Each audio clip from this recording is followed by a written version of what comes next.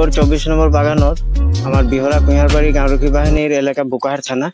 এইখন বাগানত মানে ডেড বডি এটা পৰি থকা আমাৰ নুমলীগড় বাগানৰ কৰ্মচাৰী দুজনে ঘাঁহ কাটিবলৈ আহিছিলে সিহঁতে দেখি পাই আমাক খবৰ দিলে আমি আহি ডেড বডিটোক আমি প্ৰত্যক্ষ কৰিছো আৰু বোকাহাট থানাত আমি খবৰ দিছো কিন্তু এই ডেড বডিজনক আমি চিনি পোৱা নাই অচিনাক্ত কোনবা ব্যক্তি হয় এনেই তাৰ চেহেৰা পাতি লৈ আমি সন্দেহ কৰিছো 3-4 দিন মান ডেড বডিজনৰ হৈছে মানে ইয়াত পৰি থকা মতা মানুহ